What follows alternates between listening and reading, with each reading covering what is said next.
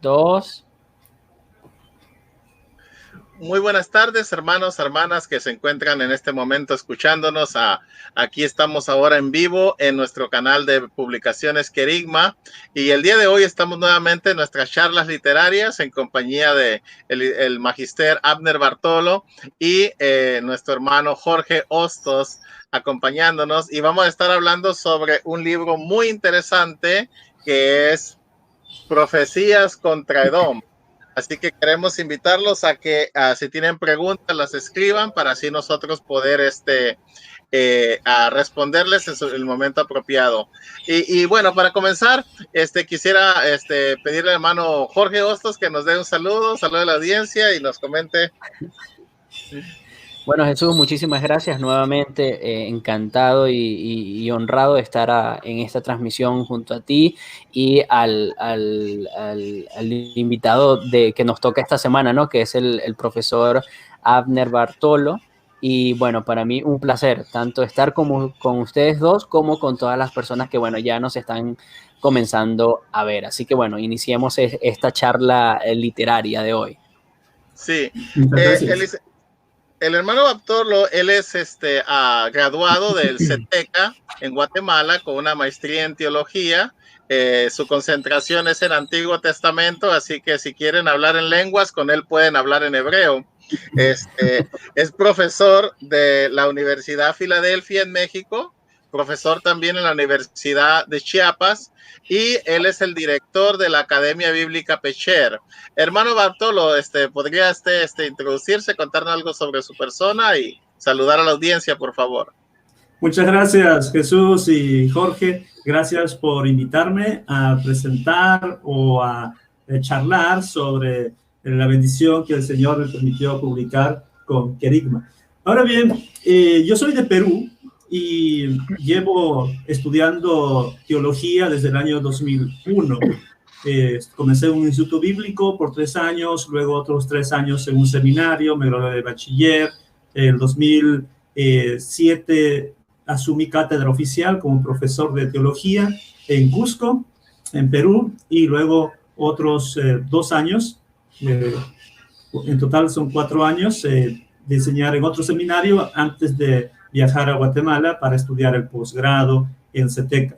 Ahora tengo la maestría en Biblia y doy clases, radico al sur de México, aquí en Tapachula. El Señor me ha permitido estar en este lugar y en todo momento tratar de ser de bendición, tanto para los estudiantes de teología de ambas universidades, como también doy clases en una preparatoria y enseño valores, tomando como libro de texto la Biblia. También esa academia que permite ser un nexo o estar en medio entre el seminario y el medio de una iglesia. La academia funge como puente entre ambas escuelas, por así decirlo. Fantástico, fantástico. Y hermano Abner, bueno, hoy vamos a estar entrevistándolo un poco sobre su libro, Profecías contra Edom, un estudio exegético de las profecías anti-edomitas de Abdías y los otros libros proféticos. Y la pregunta que yo tengo para usted es, ¿qué lo motivó? ¿Cómo fue que usted decidió escribir este libro y por qué este tema? Muy bien, gracias. Bueno, todo surge como un proyecto de tesis para graduarme del Magíster Teología, la MTH, en Biblia en el CETECA o Seminario Teológico Centroamericano en Guatemala. Era el año 2013 y elegí especializarme en algo del Antiguo Testamento. En esto seguí la recomendación de uno de mis profesores que tuve por el año 2001 en el Instituto Bíblico Betania, allá en mi natal Satipo, en Perú. Y ese profesor dijo que si alguien quería especializarse en la erudición bíblica, escribir comentarios bíblicos, como es mi sueño, mi deseo, y por el cual fui a Guatemala también, dijo, su consejo fue esto: comiencen con los libros pequeños, porque si eligen libros grandes, o sea, con más capítulos, es muy probable de que se frustren y luego abandonen el proyecto.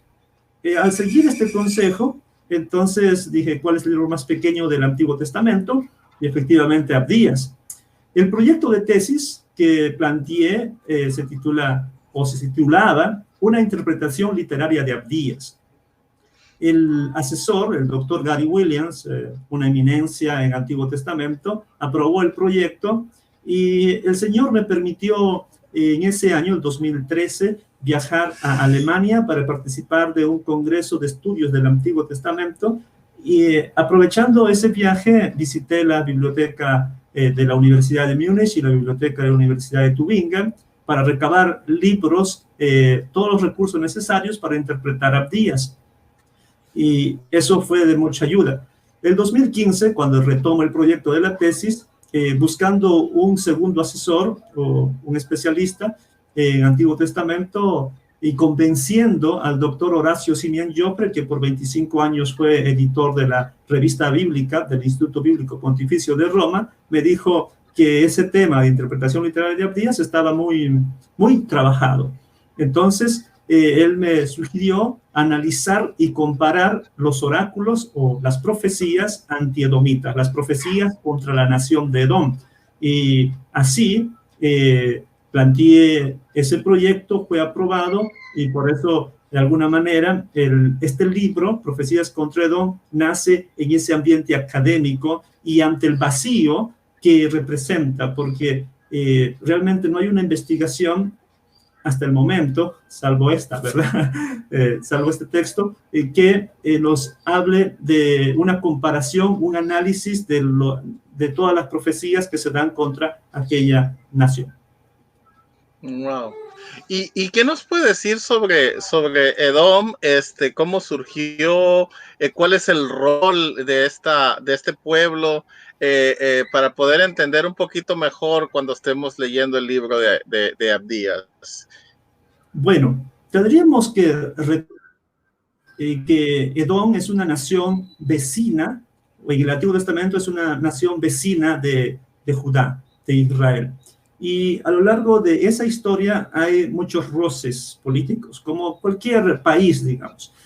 Pero Edom, digamos, cumple un rol protagónico desde el principio, desde el libro de Génesis, porque allí, bueno, dejemos a un lado, a paréntesis aquí, los problemas de datación, de datos, de fechas, dejemos a un lado las teorías de formación, la hipótesis documentaria, las diferentes tradiciones, etcétera, etcétera. Vamos a dar una lectura canónica. Y desde ese punto de vista, tanto Edom, la nación de Edom, como la nación de Judá, o la nación de Israel, proceden de una misma matriarca que sería Rebeca, y su padre sería Isaac. Y de allí surge la trama desde que el vientre ya peleaban entre ellos, que luego Esaú no quiere reservar la primogenitura, sino que lo vende por un poco de comida. Más adelante tenemos el relato del engaño que se le hace a Esaú por la primogenitura, robar la bendición. Y ya hay luchas entre ellos. Pero lo interesante es de que en el libro de Génesis, el infractor o el que comete la violencia es el menor, o es Jacob. Uh-huh. Eso es muy interesante. Claro, hay un odio o una expresión de odio que dice Esaú. Esaú dice en Génesis 27:41 que al aborrecer en su corazón dijo: llegarán los días de luto de mi padre y mataré a mi hermano Jacob.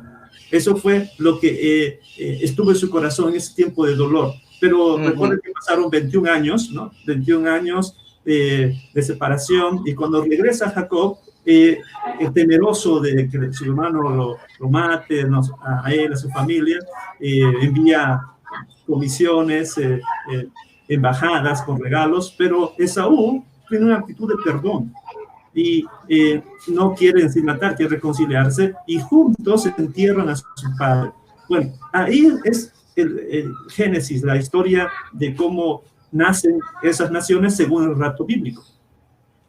Conforme pasa la historia, ya en los relatos del desierto, vemos que Edom sí se porta mal. se porta mal, no dejándoles pasar por su territorio, por más de que se apela al lazo de hermandad. Por ejemplo, en Números 20:14 dice, así dice tu hermano Israel, déjame pasar por tu territorio. Pero los edomitas no se lo permitieron, y eso quedó muy grabado en el inconsciente de los israelitas conforme pasaban el tiempo, al punto que Jefté, que sería en la época ya de los jueces, Jefté recuerda eso, recuerda que los edomitas no les dieron pase libre.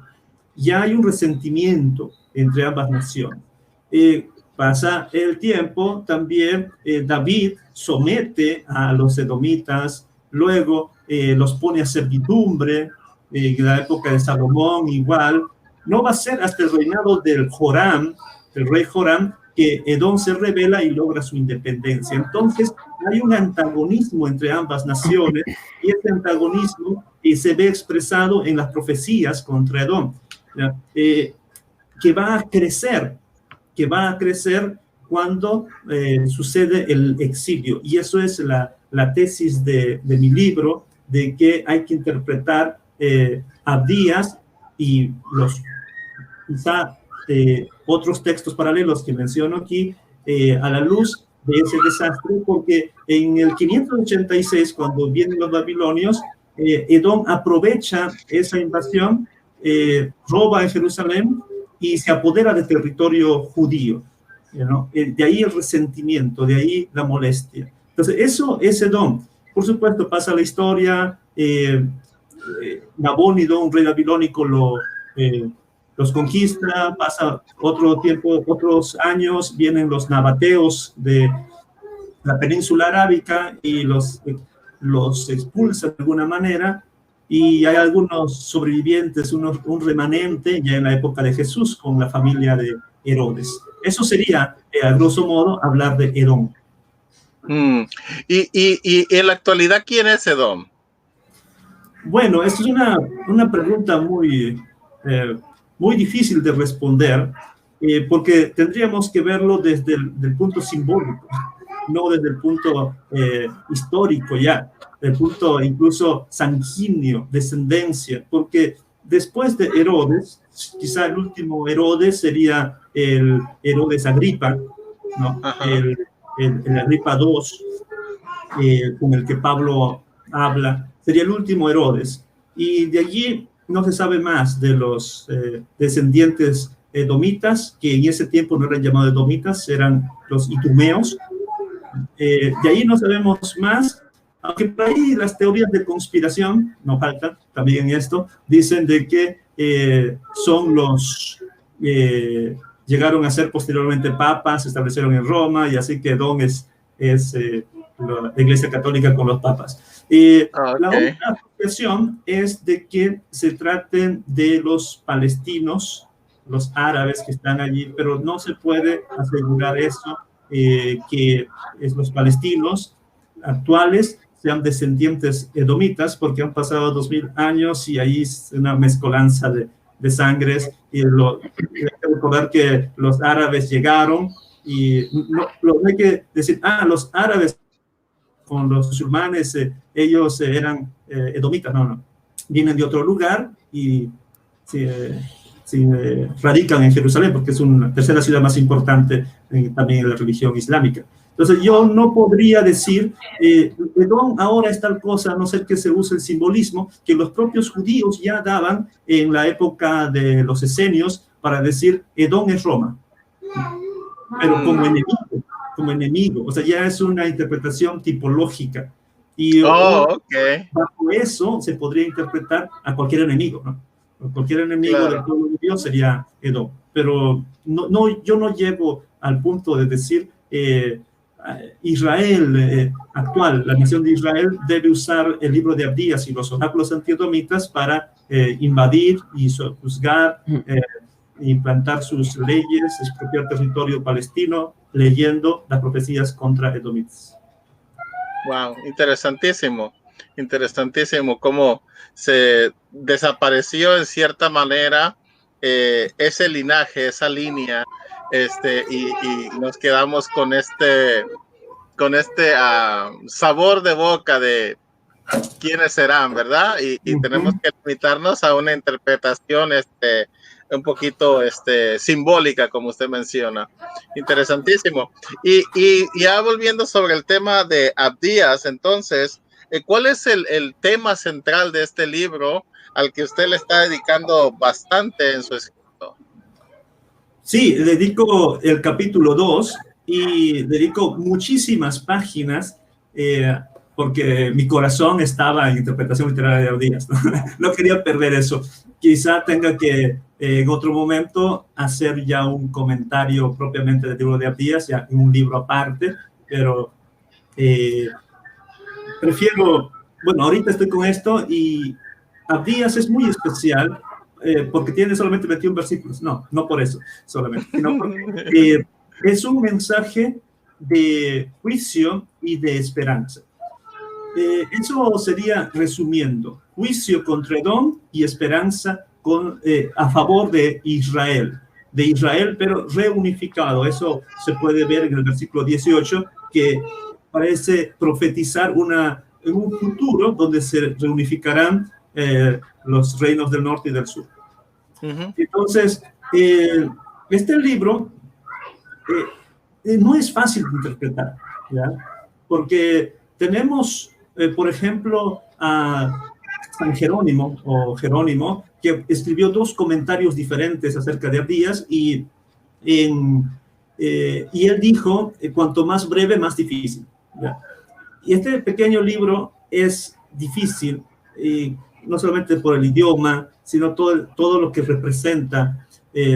Primero, en qué fecha se redactó, los verbos, porque en el hebreo no hay que recordar que no hay tiempos, ¿no? Hay aspectos, y a veces el aspecto perfecto puede traducirse como futuro. Entonces, eso de alguna manera complica la interpretación de este pequeño libro. Ahora, el libro de Abdías tiene como título Visión de Abdías, así está, Visión de Abdías. Y luego tiene una introducción. El versículo 1 es una introducción donde se dice de qué trata el libro. Trata justamente de que se envía un mensajero, y ese mensajero está convocando a las naciones para luchar contra Edom. Los versículos 2 al 14 relatan las sentencias y las acusaciones que Yahvé hace a Edom. El versículo 2 al 4 es una condena para decirle: mira, ¿sabe qué? Tú te haré pequeño porque tienes exceso de confianza. Te haré pequeño porque tienes exceso de confianza. Y aquí quiero recordar al lector lo interesante del libro de Abdías, que rompe el paradigma que otros profetas hacen. No es común lo que hace Abdías. Primero da la sentencia y luego da la acusación. Eso hay que observar. Primero se les da la sentencia y dice: te voy a hacer esto porque hiciste lo otro. Esa es la acusación. Entonces, versículos 2 habla de la sentencia: te haré pequeño, serás menospreciado. Y el versículo 3 y 4, la acusación. ¿Por qué te voy a hacer eso? Porque tuviste exceso de confianza. La Reina Valera, criticando un poquito a nuestra amada Reina Valera, traduce: por la soberbia de tu corazón. Y yo creo que la traducción debería ser exceso de confianza, porque Edom se sentía seguro en esa área pétrea, en medio de las rocas, seguro en estas cuevas, y pensaba de que nadie lo iba a conquistar. Entonces tenía exceso de confianza. Pero Dios le dice: aunque tú subas a lo más alto, cierras tu nido hasta en las estrellas, yo te voy a derribar, ¿no? Tu exceso de confianza por eso te voy a derribar. Ahora, de los versículos 5 al 14 hay una condena que se intensifica, ¿ya? Es más fuerte, y nuevamente comienza con sentencias. Versículo 5 y 6, va a perder bienes, va a perder acervo, va a perder sus propiedades. El versículo 7 va a perder aliados, amigos. Versículo 8 va a perder sabiduría. Versículo 9 va a perder guerreros. El versículo 10 va a ser exterminado para siempre.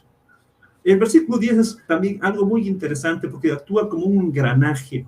porque la parte A va con el versículo 11 y la parte B va con los versículos anteriores. Bueno, es interesante la retórica que usa Díaz. Eso es que quería trabajar literariamente, ¿no? Una expresión literaria. La retórica que usa el autor. Y luego viene la acusación. La acusación es: en el día de tu hermano, en el día de su sufrimiento, en el día de tal, no deberías haber hecho esto, lo otro. Y se menciona una serie de acusaciones de cómo se portó mal Edom, y cuando debería comportarse como un hermano, se comportó como un enemigo. Y los últimos versículos, pues, del 15 al 21, tratan de la restauración de Judá. Específicamente hablan del futuro de Edom. El futuro de Edom es que será exterminado. Se le compara como hoja seca, como hojarasca. Y el futuro de Judá e Israel van a devolver a sus territorios tradicionales, y van a luchar y van a vencer a Edom. Y concluye el versículo 21 con una declaración teológica interesante que podría ser usada también para la cuestión cristológica: el reino será de Yahvé.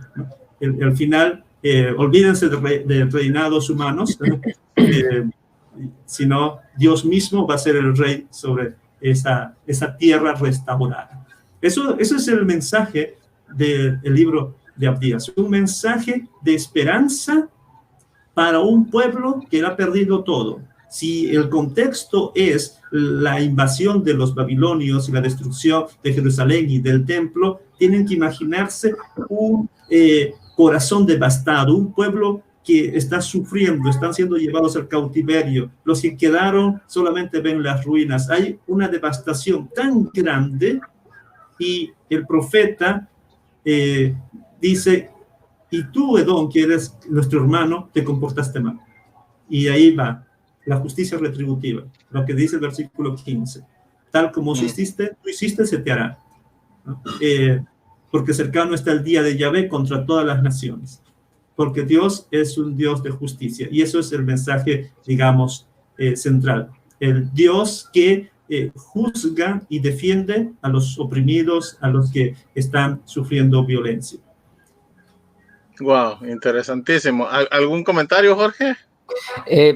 No, estoy acá interesado. Me encanta porque no, como habíamos hablado hace un rato, Jesús, al menos yo no soy experto ni nada por el estilo con respecto al Antiguo Testamento, ¿no? No obstante, el profesor Bartolo mencionó de que, si no me equivoco, fue lo que oí, ¿no? Que usted fue a Alemania, ¿no? A la Universidad de Tubinga, creo que dijo, ¿no? Sí. Bien, entonces me surge la pregunta, y aquí una pregunta tipo comentario, ¿no? Porque recuerdo que en Alemania es donde surge y específicamente la llamada Escuela de Tubinga, es esa que desarrolla lo que después se conoce como la alta crítica, ¿no? Con el trabajo de gente como Schleiermacher, Strauss, Feuerbach y toda esa gente. Entonces, mi pregunta sería así como que esa escuela de alta crítica y de cuestiones, sobre todo relacionadas con el Antiguo Testamento, la hipótesis documentaria, por ejemplo, claro, más hacia el Pentateuco, pero todo ese análisis crítico, llamémoslo así, y así se le llama, ¿no? ¿Qué influencia tuvo en usted, o si usted se fue, investigó un poco por ese lado, o sea, ¿qué influencia pudo haber tenido eso, ya que fue a la Universidad de Tubinga, en el desarrollo del estudio de Edom? O quizás se benefició de algo, o no sé, algo más generalizado, pues. Ok, voy a confesar mi piratería. Bueno, es otra cultura, ¿ya? Yo fui, de alguna manera, a ese congreso, del Congreso de Estudios del Antiguo Testamento, que se llama IOSOT, ¿no? International Organization for Studies of Old Testament, y también al Congreso Internacional de Estudios de la Septuaginta, Qumran. Es un evento de altísima calidad, donde convergen eruditos universitarios de todas las universidades y católicos, protestantes, judíos, al punto de que, como anécdota, para los estudiosos judíos había comida kosher, ¿no? Y para los católicos, por supuesto, o protestantes, luteranos, todo lo permitido, ¿no? Okay. Entonces, era una maravilla para uno que está metido en las ciencias bíblicas estar allí. Ese, quizá, para mí, a mi evaluación, es más académico que inclusive la reunión de la SBL, de la Sociedad de Literatura Bíblica, que se hace en Estados Unidos cada año, y una vez se hace alrededor del mundo. Estuve también en un evento de la SBL en San Antonio, Texas, pero la IOSOT es más. Pero justamente tu pregunta, en Alemania es esta cuestión de la crítica y de formas, todas las críticas, está bien enraigada no en las universidades, sino en las iglesias. Como buen evangélico, pues yo no dejo de congregarme, ¿no? Hebreos 10:25, y estando allá en Múnich, porque estuve casi 2 semanas en Múnich, asistí a una iglesia evangélica en un culto de jóvenes. Era una reunión así de jóvenes, y el que estaba enseñando, estaba compartiendo la palabra, digamos, en el culto de jóvenes, habló de Malaquías, y lo primero que hizo es hablar de toda la cuestión de críticas, ¿ya? Esa fue como su introducción. Y yo le decía a mi compañero de viajes, Wilnick Mois, que también publicó en Kerigma su estudio de hebreo, le decía, mira, mientras que en Latinoamérica esos temas los estudiamos en la maestría, aquí lo llevan en el culto de jóvenes. Okay. Bien arraigado esa cuestión de las críticas, y luego se dedicó mucho a Julius Wellhausen. Yo me acerqué a una de las catedráticas de la Universidad de Berlín y le dije, ella hablaba un poquito de español, entonces fue mucho más fácil preguntarle, pero ¿por qué todavía se sigue a Wellhausen cuando podríamos leer el texto bíblico desde la perspectiva de Childs, ¿no? Que es la lectura canónica, ¿no? La lectura edificante, y no meternos en todas esas capas de redacción que son un enredadero, y al fin y al cabo, si quieres una cuestión espiritual, vas a tener que dudar si es inspirado o no es inspirado. Bueno, comenzando a hablar, y ella me dijo, sí, tiene toda la razón, pero de todas maneras es importante Wellhausen. así fue. Admira tanto a Wellhausen y toda la escuela, que está arraigado a la cultura y a la investigación. Y eso no es solamente con Pentateuco, sino en todos. Por ejemplo, en cuestión de Abdías, aquí yo tengo uno conservador, que es de Daniel Glock, ¿no?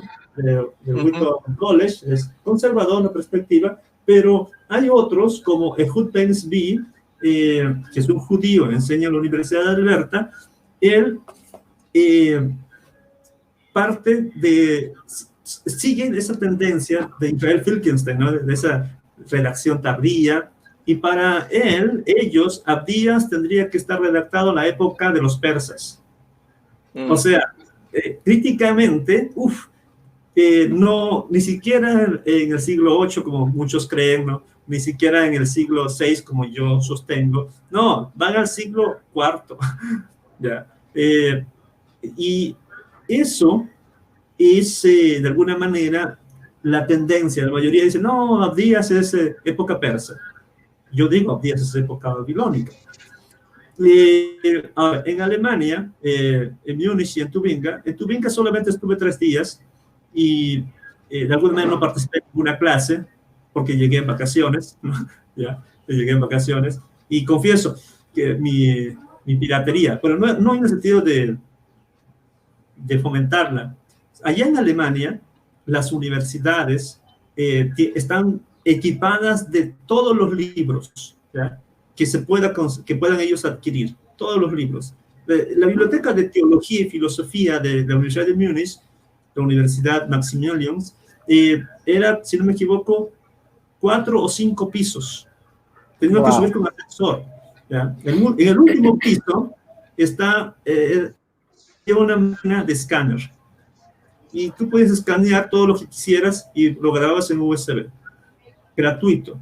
Entonces, ahí, cada receso de la conferencia me iba allá a la biblioteca a sacar la mayoría de los libros que necesitaba, porque en el CETECA presumimos de tener una de las mejores bibliotecas de Latinoamérica, casi 40.000 libros, no me alcanzaba para mi tesis. Entonces, en la Universidad de Múnich podía hacer eso. En Tubinga ya cobraban un poquito, pero era un precio módico, digamos 10 euros, para darte la tarjeta, una tarjetita, y con eso podías escanear y comprar la comida.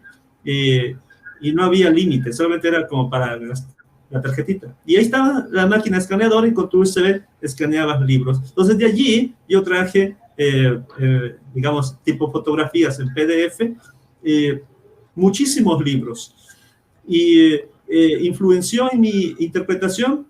En algunas partes sí, especialmente en Isaías, porque en mi libro analizo solamente Abdías, sino otros pasajes proféticos, y en Isaías tomo la perspectiva de que 2 pasajes por lo menos serán del Deutero Isaías.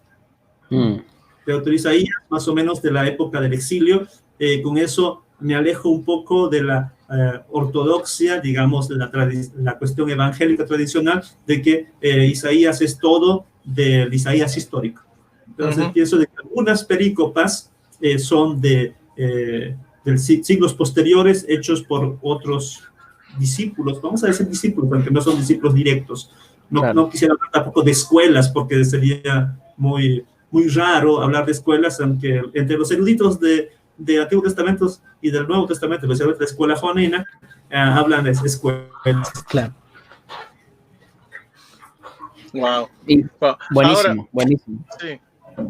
Ahora, usted menciona bastante sobre fechas y presenta estos debates de fechas sobre, usted considera que se escribió en el periodo babilónico, otros lo consideran el periodo persa. ¿Por qué son tan importantes las fechas en la interpretación? Bueno, en primer lugar, debemos entender que no vamos a poder entender una profecía, bueno, eso se puede aplicar a todo, ¿no? Cualquier perícopa, cualquier pasaje bíblico, no vamos a entender si no se interpreta dentro de su propio contexto histórico, geográfico, cultural, etc. Dentro de su propio contexto, y aquí me remito a su contexto histórico y la fecha en que se redactaron. Ahora bien, y esto es una teoría mía no publicada todavía, no lo he visto en otro libro, no he visto en ningún otro libro, pero en un próximo libro quizá yo tenga que meterlo para que no me pirateen la información, no me roben. Yo creo que hay 3 procesos en la cronología, ¿ya? 3 procesos. Esos procesos pueden ser muy juntos o distanciados.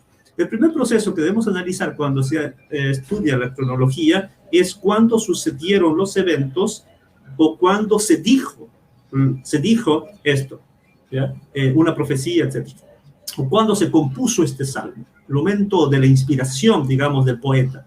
Y otro momento es cuando se redactó lo que se dijo, lo que sucedió. Y eso puede tomar un día, puede ser el mismo día en el caso de las epístolas, o puede ser años, como si creemos de que Moisés escribió parte de Génesis, digamos, sería mucho tiempo. O el que escribió David y Goliat tuvo que pasar mucho tiempo después del evento. Entonces, hasta ahí hay 2 procesos. Pueden ser muy unidos o pueden ser muy largos. En el caso, por ejemplo, como ejemplo, voy a poner Amós, capítulo 1, dice de que el profeta Amós fue al reino del norte y ministró allá 2 años antes del terremoto.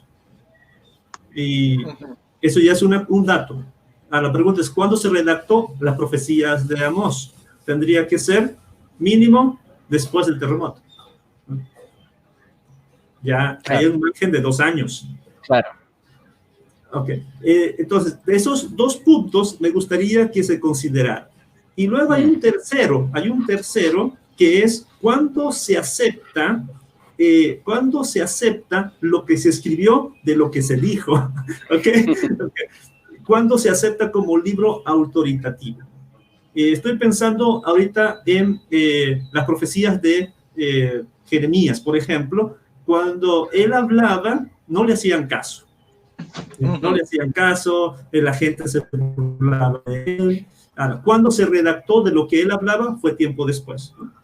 Y cuando se acepta eso como autoritativo, hay que pensar en un proceso largo que la gente acepte sus profecías como verdad. Ahora bien, entre el proceso 1, el proceso 2 de la redacción y el proceso de aceptación, puede haber microprocesos de editores. Correcto. Editores, los que añaden, los que ponen el título, los que añaden glosas, pero esos son secundarios. No hay que pensar, es que ellos hay grandes cambios. No, deben ser pequeños. Al unir perícopas, profecías, etc.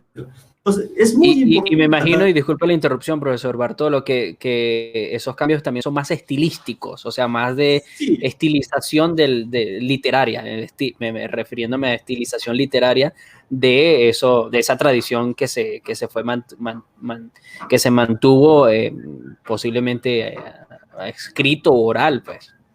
Sí, y también en base también es actualización, porque estos datos ya están en desuso, ¿no? Claro. Entonces, ahora se llama así, o esto representaba tal cosa, ¿no? Entonces, claro, son de actualizaciones. Entonces, esos temas me parece que son muy importantes tenerlos, y a veces los eruditos se prestan solamente en un punto, y yo quiero centrarme en esos tres.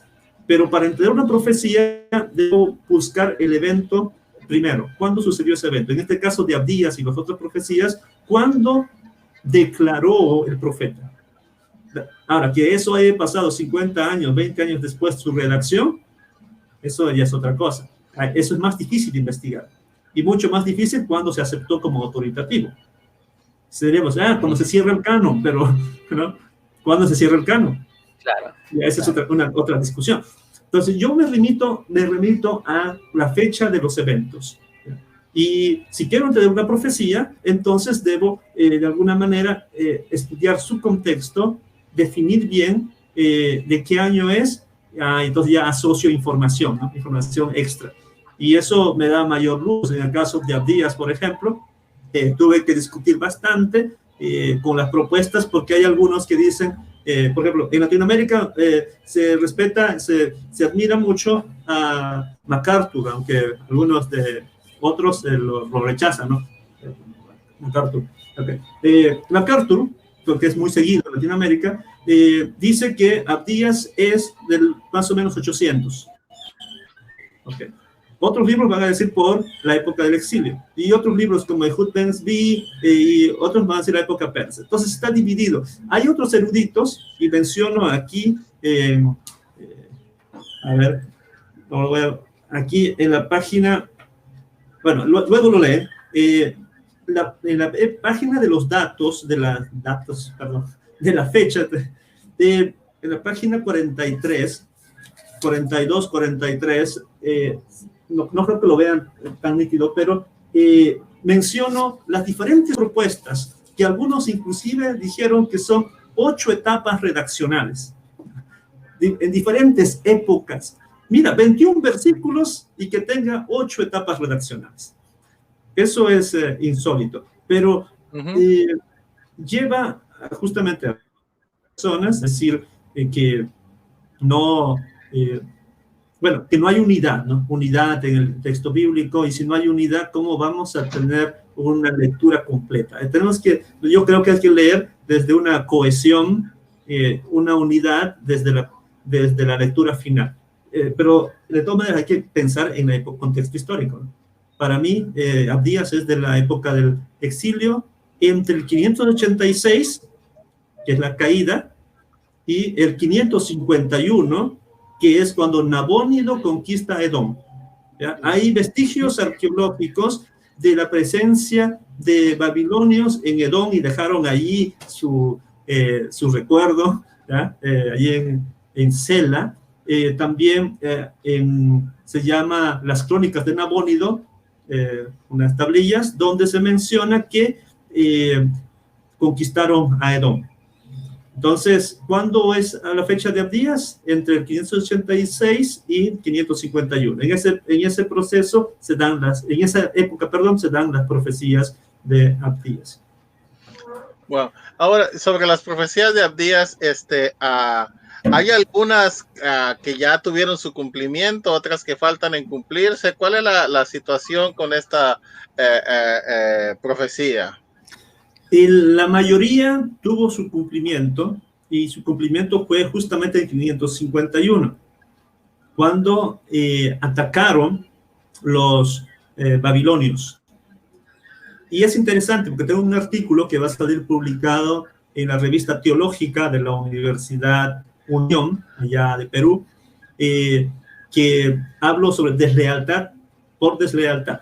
Y ese artículo fue aprobado para exponerse en IOSOT, en el Congreso Internacional de Estudios del Antiguo Testamento, para exponerlo en Stellenbosch, en Sudáfrica, y salió mi artículo publicado, el abstract, en un libro, pero no pude ir a exponer porque no tuve los fondos. Ok, en ese artículo, deslealtad por deslealtad, Edom fue desleal con Judá, porque rompió, y eso trata el libro también, un tratado internacional antibabilónico. O sea, las naciones vecinas, y ustedes si quieren pueden consultar eso en Jeremías, en el libro de Jeremías, las naciones vecinas enviaron una comitiva al rey de Judá para decir, vamos, luchemos contra Babilonia, unamos fuerzas. Está en Jeremías capítulo 27. ¿Ya?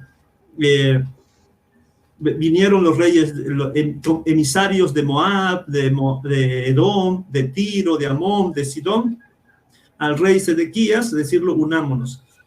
Y ahí se levanta Jeremías y dice, Dios dice que así, con yunta de bueyes, así serán llevados los que se oponen a Babilonia. Así serán llevados cautivos los que se oponen a Babilonia, porque Babilonia es el instrumento de juicio de Dios. Ahora, entonces hubo una coalición antibabilónica y Edom se salió de esa coalición, traicionó, fue desleal y actuó en deslealtad, según lo que va a decir versículos 11 al 14. Y así como actuó en deslealtad, le serán desleal a Edom, según el versículo 7 de Abdías, que dice, tus compañeros te han engañado, tus aliados, los que comían pan contigo, te van a traicionar, etc. Entonces va a sufrir traición. ¿Y quién es el que lo traiciona? Babilonia. Si antes Edom hizo un tratado de cooperación con Babilonia, entonces Edom estaba seguro. Me protege las rocas, la montaña aquí, además tengo como amiga a Babilonia. Pero llega el tiempo, 551, Babilonia viene y los somete a ellos y se cumple la profecía. Entonces, como va a decir un erudito, el Nabónido es el que comienza el fin de Edom, el comienzo del fin. Eso hay que anotarlo, el comienzo del fin, porque no se destruye completamente Edom, sino que todavía sigue existiendo. Y por eso en el libro de Malaquías, que es el último libro del Antiguo Testamento, se dice, ¿no? Capítulo 1, versículos 2 al 5, dice Israel, ¿cómo sabes que nos amas, ¿no? Que nos has amado? Y Dios dice que a Jacob amé, a Esaú aborrecí, ¿no? Ahí está la muestra de amor. ¿Y cómo les voy a seguir evidenciando mi amor? Ahí cuando los edomitas quieran construir algo, yo lo voy a seguir derribando. Eso dice en Malaquías capítulo 1. O sea, el hecho que Edom nunca más vuelva a ser una nación poderosa, nunca tenga, digamos, protagonismo, siempre estén así como pueblo subyugado o pueblo, como dice la profecía, empequeñecido, que haré pequeño, ¿no? Abdías, versículo 2. esa que esté pequeño es garantía de que Dios ama a Israel. Y eso se cumplió, ¿no? Se ha cumplido la mayoría de las partes de Abdías, excepto los últimos versículos, donde dice que Israel y Judá destruirán a Edom, y que luego los salvadores, versículo 21, los salvadores subirán del monte de Sión a sojuzgar al territorio edomita. Ok, eso no se ha cumplido, y yo ¿cómo lo interpreto? Lo interpreto como la esperanza. La esperanza de los judíos, en este caso de Abdías, dicha en un tiempo de dolor. La esperanza de restauración. Ahora, no vengan con preguntas del milenio, si eso se va a cumplir en el milenio o no. Yo no lo sé. Yo no lo sé, lo confieso. Yo no estuve allí cuando se dijo eso, se tomó ese acuerdo, pero sí lo interpreto históricamente como la esperanza. Y la esperanza de un judío que quiere ver su tierra restaurada. Y al final, Dios es el que va a reinar. Eso es mi interpretación. Wow, interesante. Interesante. Bueno, tenemos a varios hermanos saludando. ¿Y quieres que ponga algunos comentarios, Jesús? Sí, por favor. Sí, bueno, el primer comentario que tenemos es de Erika Pilar Rodrigo. Dice, hola, un saludo, muy bueno el tema. Luego llega Ander Herrera, dice, recién llego, ya me gané el libro.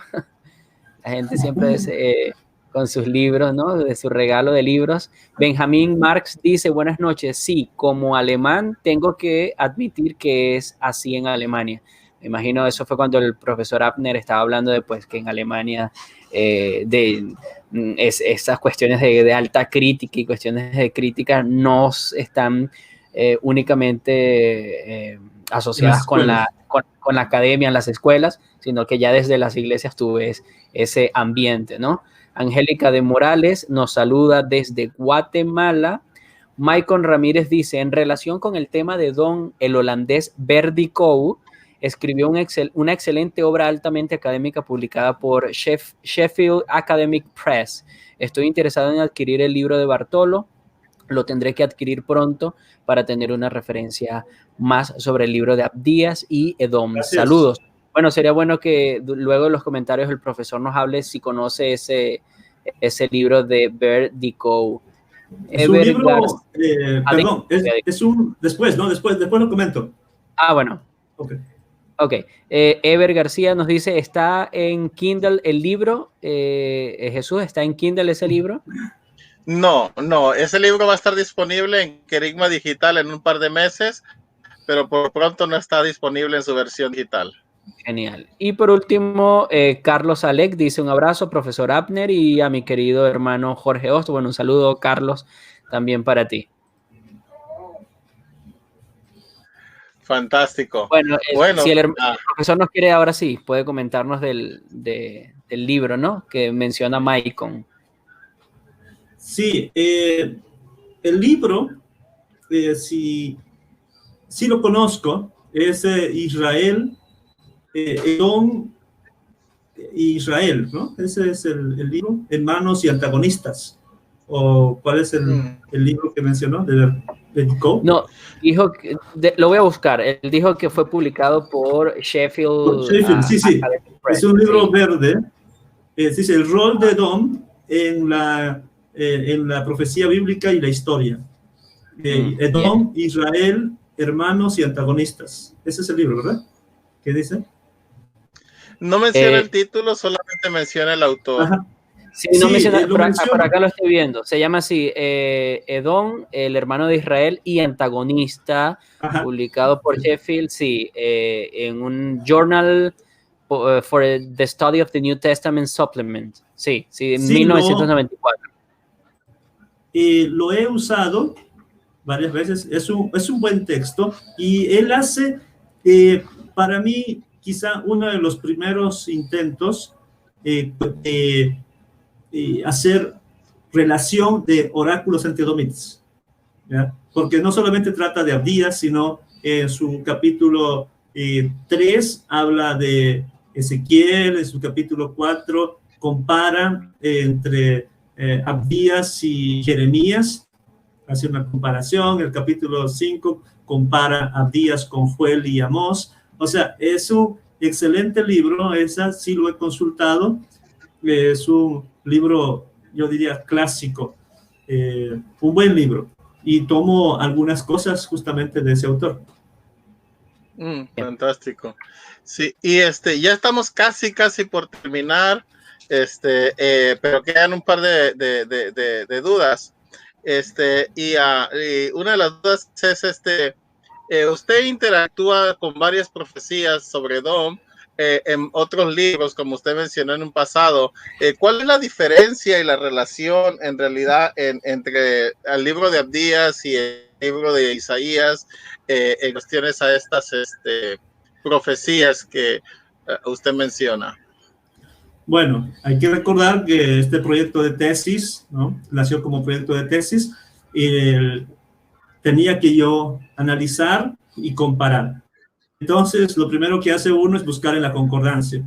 Y busqué todas las veces que apareciera Edom, no solamente Edom, sino también Esaú, porque es el otro nombre que se le da. Busqué también Seir, ¿no? Seir es otro nombre, porque es la montaña de Seir. Luego tuve que buscar los Bosra también es una ciudad. O sea, no es solamente buscar Edom, ¿no?, sino todos los que están ciudades asociados a eso. También Temán, Sela, porque Sela y Seir están asociados, pero a veces aparecen traducidos aparte. Y también Duma, aunque en el libro digo de que Duma estaba fuera del área geográfica que dominaba Edom. Duma estaba más lejos. Entonces, sí, hago la respectiva comparación, busco los textos, bueno, aquí puedo mostrar, ahí está la tabla, buscando los textos, y luego los analizo propiamente, los estudio, pero tomo como partida Abdías. ¿Por qué Abdías? Porque Abdías es el libro antiedomita, digamos, es el oráculo antiedomita que abarca un libro completo. O sea, un libro contra una nación. Sería parecido al libro de Nahum, ¿no?, contra Asiria. Mientras los otros pasajes están en Amós, están en Jeremías, Ezequiel, Joel, Malaquías. Entonces, todos esos yo los comparo y analizo desde la perspectiva, de alguna manera, cronológica, para ver la secuencia histórica, ¿no? ¿Qué es libro primero y cómo va la progresión de las sentencias contra Edom? Y por qué hay alguna progresión o intensificación, ¿ya? ¿Y en qué periodo? Y entonces, al hacer ese análisis, me salió o dibujé un cuadro que en la publicación no se nota, bueno, sí se nota, pero quizá ustedes tienen que subrayarlo más. Okay, esta es la gráfica. No sé si lo van a ver. Y donde yo pongo al principio algunas profecías, especialmente la de Amós, que son menos, ¿ya? Y la de Ezequiel y Jeremías, algunos de Jeremías menos, pero por el 586 es muchísimo más. Ahí ven en el 586 muchas más profecías. Ahí coloco algunos del Deutero Isaías, también de Joel, de Ezequiel. Entonces, se agrupa allí de manera muy sustancial, porque ahí vemos lo que está en la línea, ¿no?, una intensificación de las profecías contra Edom, porque se violentó fuertemente a su hermano. Entonces, los profetas, los de ese periodo, están de alguna manera indignados. Bueno, y Dios que los inspira hace que hablen de ese modo. Y después ya sigue y que llegamos a Malaquías, que sería el último, que es solamente garantía de que Dios siempre va a tratar a favor de su pueblo. Entonces, hago esa relación, comparo, dedico muchas páginas a hacer las comparaciones entre esos pasajes, de comparación de estructura, de retórica, de cómo cada autor decide enunciar su juicio o su esperanza a la nación de Israel. Entonces, creo que todo estudiante de la Biblia que quiera conocer de Abdías, es necesario también que conozca los oráculos contra las naciones. Y aquí quiero subrayar de que eso es el punto flaco en Latinoamérica. El punto flaco. Vamos a decir falta de libros, sí, ¿no? Ya saben por qué tuve que ir a otras bibliotecas y todo. No tenemos muchos libros al respecto. Pero el punto flaco es de que cuando se lee la Biblia, se llega a los libros profetas y se les pasa de volada porque no se entiende gran cosa. No se le entiende gran cosa y lo que se busca es más cuestión espiritual, lo que me puede animar. Voy eligiendo atomísticamente versículos que me gustan y que pueda yo aplicar en mi vida espiritual. Y cuando son como este de Abdías o de otras profecías contra naciones extranjeras, se pasa de largo que no se entiende nada. Justamente no se analiza el contexto, la historia. Su momento en la historia es importante, por eso se dijo lo que se dice. Y por eso digo, profecías contra Edom, comparar las demás profecías. Y si uno dice, analicemos las profecías contra Babilonia, eso es muchísimo, muchísimo. Sería bueno estudiarlas. Profecías contra Filistea, no se hace eso. No se hace eso, es un punto flaco en Latinoamérica, porque también en Latinoamérica, ustedes saben que están con la venta de libros y también Jorge con más publicaciones, que no consumimos mucho, no leemos mucho, entonces no hay año sabático para investigar, y si se publica son como este caso, tesis, que uno para graduarse tiene que hacer una investigación seria, digamos. Y esto pues me tomó mucho tiempo, la verdad. Son varios años de estar investigando y el que quiera prestar mucha atención, solamente vea los pies de páginas, y esto es propaganda. Abundantes pies de páginas. Sí. Es una investigación seria. Y perdón la interrupción, profesor Bartolo, y eso es muy interesante porque eso lo noté en el libro, que tiene muchísimas notas al pie. Muchas de ellas son bastante largas y muchas de ellas son no de habla hispana, y ahí le doy toda la razón. Por ejemplo, en el proyecto en el que yo estoy trabajando ahora, actualmente, también sucede lo mismo. Muchas de las fuentes, muchas de las cuestiones que uno va investigando están escritas casi que nunca en español, siempre principalmente en inglés y luego francés, alemán y cuestiones como estas. Y entonces no es porque a veces acusan a la gente, no, pero simplemente estás repitiendo una idea de otro, haz algo contextualizado en Latinoamérica o haz algo de acá, sí, pero es que no hay. Y entonces por eso estamos como que trabajando en eso, y en su caso su libro es tal cual eso, no hay casi, yo creo que nada. No sé si usted sepa de algo en español hecho sobre, por ejemplo, en este caso Edom o Abdías, para hacerlo un poco más amplio, que esté en español disponible. Entonces sí, tiene que irse a otros idiomas para poder hacer algo de peso, y las cosas que están o las cosas disponibles de peso y académicas están precisamente en otros idiomas. Bueno, entonces en este caso usted está rompiendo esa ¿cómo diríamos? Esa barrera de que no hay nada. Entonces, bueno, hay que, como dice la escritura, ¿no? Pero de una manera completamente que no está para nada relacionada, extender esas estacas idiomáticas, lingüísticas, para poder proveer algo en nuestro idioma. Sí, a tu pregunta, debo decir que no hay de este tema en español, ¿no? Eso está en la justificación de la investigación. Y porque yo lo busqué, lo comparé, pero también porque otras personas lo dicen. ¿no? En las recomendaciones. Y voy a solamente leer lo que dice José Luis Sicre Díaz, y para los que conocen el Antiguo Testamento, Sicre Díaz es la autoridad, ¿eh? Es una de las autoridades, es profesor emérito o profesor casi toda su vida en el Instituto Bíblico Pontificio de Roma, escribió muchísimo de profecías del Antiguo Testamento, y él dice esto, y está aquí, tengo el honor de que me haya recomendado. Endosado. Sí, endosado. Dice, el tema es muy importante para cualquier persona interesada en el Antiguo Testamento, prescindiendo de las grandes potencias, Egipto, Asiria y Babilonia. Edom atrajo mucho la atención de los profetas, como demuestra esta obra. En español no hay ningún estudio sobre este tema, y en otras lenguas tampoco abundan.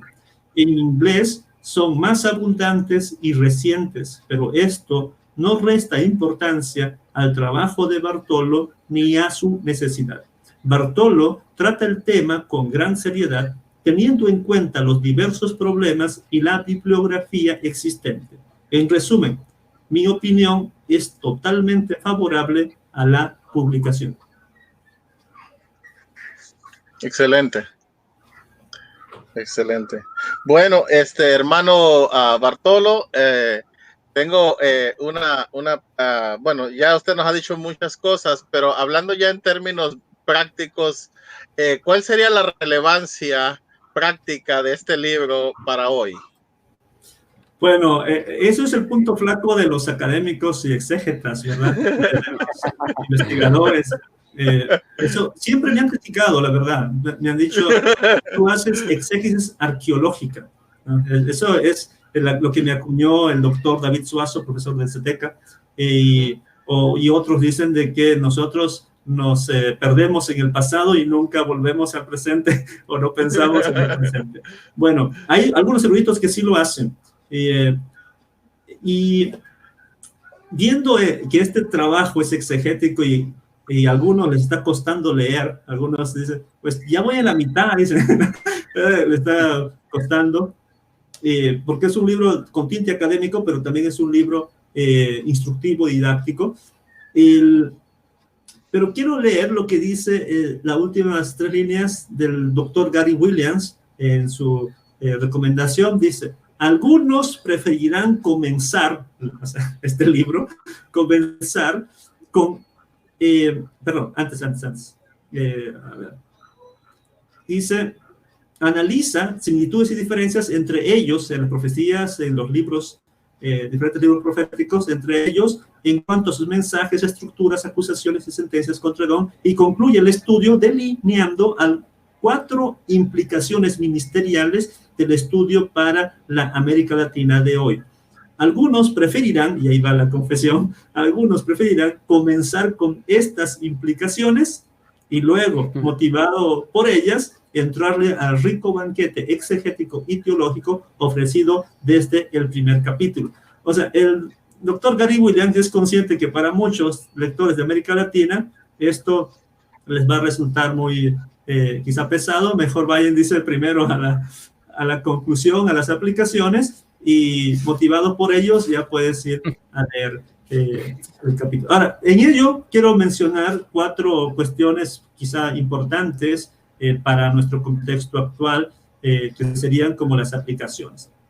En primer lugar, el ministro cristiano, porque esta obra va dirigida para pastores o cristianos en general, el ministro cristiano debe predicar que las acciones traen consecuencias. Cuando uno analiza las profecías contra Edom, se le condena por sus acciones y que las acciones traen consecuencias.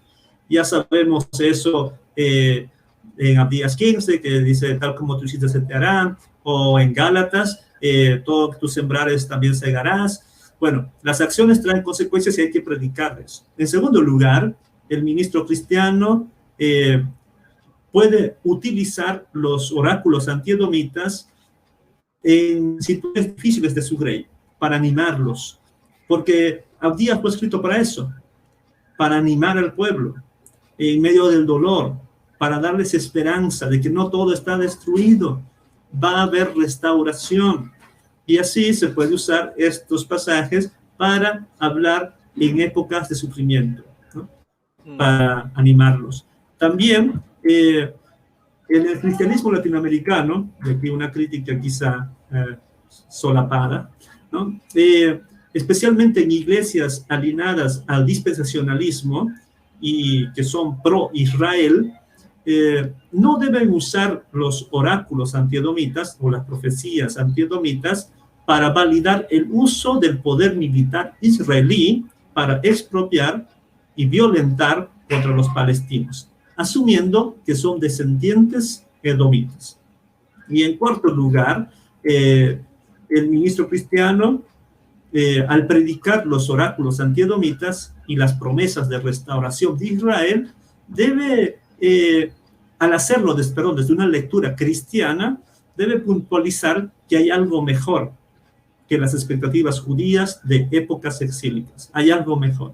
Y ese algo, o mejor dicho, alguien, es Cristo, el que va a reinar, según Abdías 21, el reino será de Yahvé, y hay que enfatizar eso como lo mejor, que simplemente estar esperando cumplimientos más terrenales, por así decirlo. Interesantísimo. Bueno, estamos ya para despedirnos, pero antes de despedirnos, queremos decirle a todos muchas gracias por haber estado con nosotros. Compartan este video para que otras personas más puedan enriquecerse y aprender cosas sobre Edom y el libro de Abdías y el tema tratado hoy. Todos aquellos que quieran adquirir el libro lo pueden encontrar en Amazon.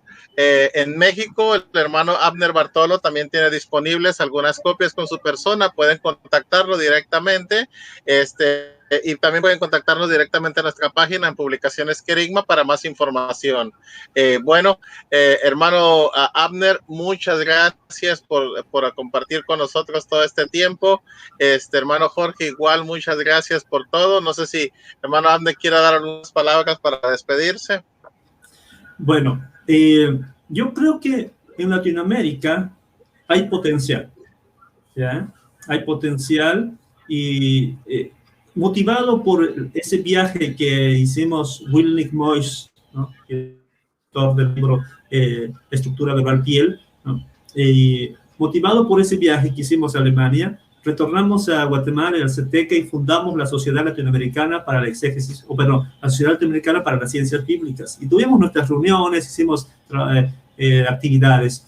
Y mi enfoque como miembro fundador era que los latinoamericanos también podemos aportar a las ciencias bíblicas.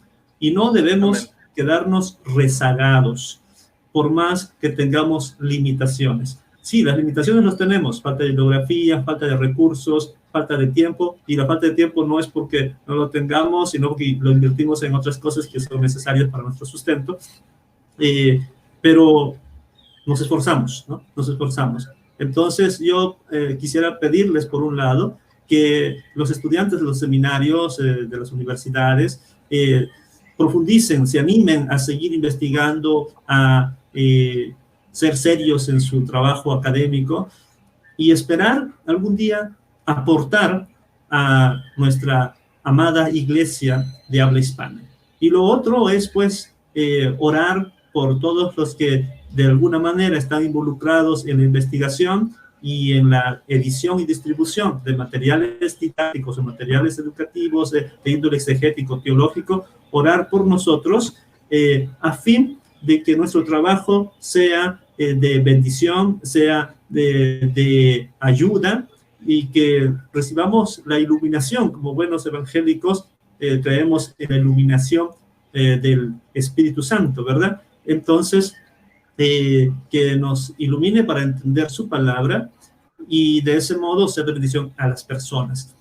También allí pedir la protección de Dios, incluyendo las tentaciones, porque es muy feo de siervos de Dios que han dado tanto por la iglesia, han escrito buenos libros y luego se les ve en escándalos, y que eso sirve de piedra de tropiezo. Entonces, pido por todo el gremio, ¿no?, por todos los colegas, que se oren por nosotros y a fin de que seamos de bendición para todos. Amén. Hermano Jorge. No, bueno, muchísimas gracias nuevamente, Jesús, por permitirme estar acá, el profesor Bartolo por su participación y muy buena conversación. Hubo varias cosas muy interesantes que, bueno, ya por el espacio de tiempo, pero de verdad que maravilloso. Y bueno, ya será para la próxima semana, ¿no, Jesús? Que nos volvamos a ver en charla literaria. Últimas palabras tú, Jesús. Bueno, muchas gracias nuevamente a todos y a todos aquellos académicos que están estudiando en sus tesis, en sus propuestas teológicas. Querigma está interesado en publicar a todos los latinoamericanos que tengan algo que contribuir, así que siéntanse en confianza de contactarnos cuando estén listos para ello. Que el Señor les bendiga y nos vemos pronto. Chao.